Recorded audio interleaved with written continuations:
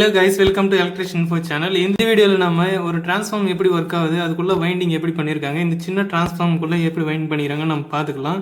இதே மாதிரி தான் பார்த்தீங்கன்னா பெரிய பெரிய டிரான்ஸ்ஃபார்ம்லையும் வைண்டிங் வந்து பார்த்தீங்கன்னா பண்ணியிருப்பாங்க. பட் இது சின்னதாக இருக்கிறதுனால குறைச்சாட போடாதீங்க. இதோட ஃபங்க்ஷன் வந்து பார்த்தீங்கன்னா எல்லாமே சேம் தான்.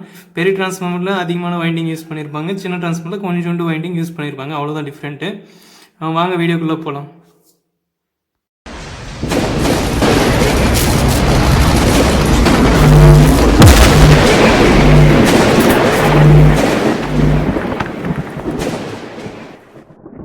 இதுதான் பார்த்தீங்கன்னா ஒரு டிரான்ஸ்ஃபார்மரும் நம்ம வீட்டில் இருக்கிறது. அதாவது இது வந்து பார்த்தீங்கன்னா நான் பழைய எல்இடி லைட்லேருந்து ஃபியூஸ் கொண்டு யூஸ் பண்ணிவிட்டு நான் எடுத்திருக்கேன். இது பார்த்தீங்கன்னா இந்த டிரான்ஸ்ஃபார்ம் பார்த்தீங்கன்னா ஒரு ப்ரைமரி இன்னொரு செகண்டரி ரெண்டு வைண்டிங் இருக்கும். அதுக்குள்ளே ப்ரைமரின்றது பார்த்தீங்கன்னா இன்புட்டை நம்ம யூஸ் பண்ணிப்போம். அதே மாதிரி செகண்டரி பார்த்தீங்கன்னா நம்ம அவுட்புட்டை வந்து யூஸ் பண்ணியிருக்கோம். எல்இடி லைட்டில் யூஸ் பண்ணியிருந்தாங்க. எல்இடி லைட் வந்து பார்த்தீங்கன்னா அது இப்போ ஒரு 9 வாட்ஸ் பல்ப்னா இப்போ நம்மளுக்கு வந்து ஏசி சப்ளை வந்து 230 வோல்டேஜ் இருக்குது. நம்மளுக்கு அது டிசியை கன்வெர்ட் பண்ணும்போது பார்த்தீங்கன்னா அந்த இடத்துல வந்து பார்த்தீங்கன்னா ஸ்டெப் டவுன் நம்மளுக்கு சப்ளை தேவை. ஸ்டெப் டவுன் சப்ளை தேவைன்னா அந்த இடத்துல பார்த்தீங்கன்னா கண்டிப்பாக டிரான்ஸ்ஃபார்ம் வந்து யூஸ் பண்ணியிருக்கணும். டிரான்ஸ்ஃபார்ம் தான் பார்த்தீங்கன்னா நம்மளுக்கு வர அந்த இன்புட் வோல்டேஜை ஸ்டெப் டவுன் பண்ணிவிட்டு நம்மளுக்கு தேவையான ஒரு வோல்டேஜ் வந்து ரிக்வயர்ட் வோல்டேஜ் வந்து நம்மளுக்கு இதை வந்து ப்ரொவைட் பண்ணி கொடுக்கும். அதுதான் பார்த்தீங்கன்னா அந்த டிரான்ஸ்ஃபார்மோடைய ஃபங்க்ஷனு, வேறு ஒன்றும் கிடையாது.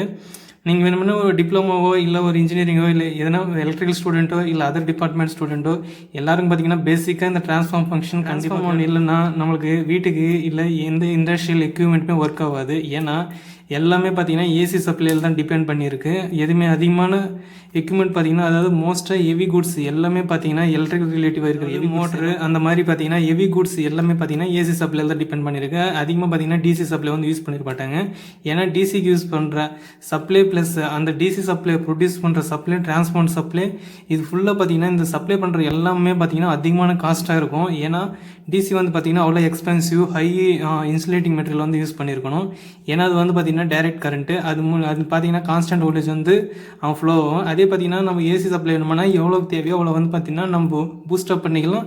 அதே மாதிரி பார்த்தீங்கன்னா பூஸ்ட் கம்மியும் பண்ணியிருக்கலாம். ஏன்னா ஸ்டெப் அப் ஸ்டெப் டவுன் கான்செப்ட்டுக்குள்ள வந்தீங்கன்னா இதுதான் பார்த்தீங்கன்னா ஒரு நார்மல் டிரான்ஸ்ஃபார்மர்.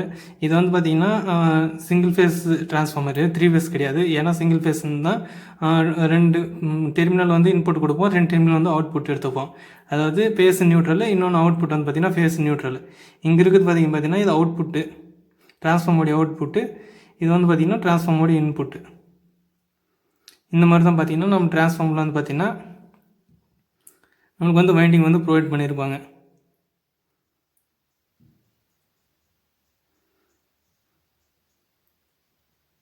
இப்போ வந்து டிரான்ஸ்ஃபார்முக்குள்ளே பார்த்தீங்கன்னா ஒரு வைண்டிங் வந்து பார்த்தீங்கன்னா ப்ரைமரி வைண்டிங் பார்த்தீங்கன்னா அதிகமான டர்ம்ஸ் சுற்றிருப்பாங்க. அதே மாதிரி பார்த்தீங்கன்னா செகண்டரி வைண்டிங் பார்த்தீங்கன்னா கம்மியான டர்ம்ஸ் சுற்றிருப்பாங்க.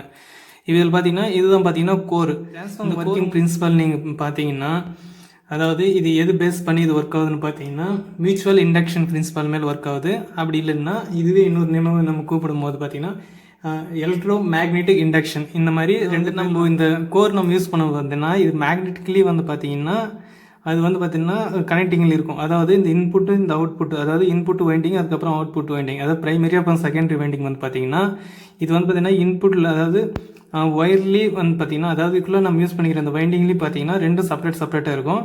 அதே மாதிரி மேக்னெட்டிக்கலி பார்த்திங்கன்னா அதாவது இந்த எதனா ஒரு கண்டக்டருக்கு நம்ம சப்ளை கொடுக்கும்போது பார்த்திங்கன்னா அது ஒரு மேக்னெட்டிக் ஃபீல்டாக ஆக்ட் ஆகிடும்.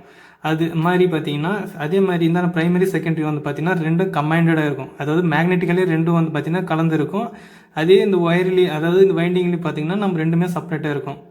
இந்த மாதிரி தான் பார்த்திங்கன்னா இந்த டிரான்ஸ்ஃபார்ம் வந்து நம்மளுக்கு ஒர்க் ஆகுது. வந்து மேட் பண்ணிக்கிறது பார்த்திங்கன்னா லேமினேட்டட் ஸ்டீல் வந்து பார்த்திங்கன்னா இந்த கோர் வந்து மேட் பண்ணியிருக்காங்க.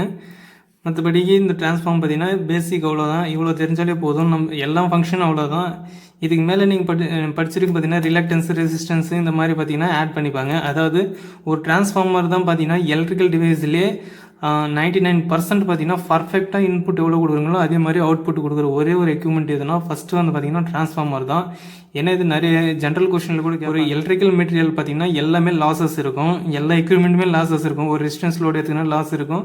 அதே மாதிரி இண்டக்டிவ், கெப்பாசிட்டிவ் இந்த மாதிரி எந்த லோடு எடுத்துக்கினாலே நமக்கு வந்து பார்த்திங்கன்னா லாஸ்ன்றது வந்து ப்ரொவைட் ஆகும்.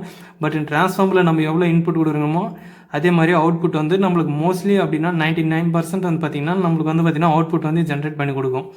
பட் மற்ற எல்லா எக்யூப்மெண்ட்டுமே எலக்ட்ரிக்கல் எடுத்துக்கிட்டிங்கன்னா இல்லை மெக்கானிக்கலையும் எடுத்துக்கிட்டிங்கன்னா, அதாவது இப்போ நீங்கள் ஒரு 2 வீலர் எடுத்துக்கிறீங்கன்னா, இப்போ ஃபஸ்ட்டு நீங்கள் புதுசாக வண்டி வாங்கும்போது பார்த்தீங்கன்னா அதோடைய ரேஞ்ச், அதாவது அது எவ்வளோ கிலோமீட்டருக்கு வரைக்கும் 1 லிட்டர் பெட்ரோலுக்கு வந்து வண்டி மூவ் ஆகும்னு உங்களுக்கு சொல்லியிருப்பாங்க. இப்போ 70 கிலோமீட்டருக்கு 1 லிட்டர் பெட்ரோல் வந்து கன்சியூம் பண்ணுதுன்னா, அதே டே பை டே நம்ம யூஸ் பண்ணிட்டு இருக்கும்போது பார்த்தீங்கன்னா அதோடைய எஃபிஷியன்சி, அதாவது அந்த கிலோமீட்டர் போகிற டிஸ்டன்ஸ் வந்து பார்த்திங்கன்னா குறைஞ்சிடும். அதாவது 60கோ இல்லை 50கோ இந்த கிலோமீட்டர் ஃபார் 1 லிட்டருக்கு வந்து பார்த்திங்கன்னா வண்டி வந்து கன்சியூம் பண்ண ஆரம்பிச்சிடும். பட் இந்த ட்ரான்ஸ்ஃபார்ம் பார்த்திங்கன்னா ரெகுலராக நம்ம மெயின்டைன் பண்ணும்போது பார்த்திங்கன்னா ஆல்மோஸ்ட் எஃபிஷியன்சி பார்த்திங்கன்னா அதிகமாக இந்த ட்ரான்ஸ்ஃபார்ம் வந்து ப்ரொவைட் பண்ணி கொடுக்கும். இதான் பார்த்திங்கன்னா ஒரு மெயின் அட்வான்டேஜாக இந்த ட்ரான்ஸ்ஃபார்மும் எலக்ட்ரிக்கல் டிவைஸில் ஏசி சப்ளை நம்ம யூஸ் பண்ணுறதுக்கு. இந்த வீடியோ எவ்வளோ தான். இந்த வீடியோ பிடிச்சிருந்தால் லைக், ஷேர், கமெண்ட் பண்ணுங்கள். அதே மாதிரி எலக்ட்ரிஷியன் சேனலுக்கு சப்ஸ்கிரைப் பண்ணுங்கள்.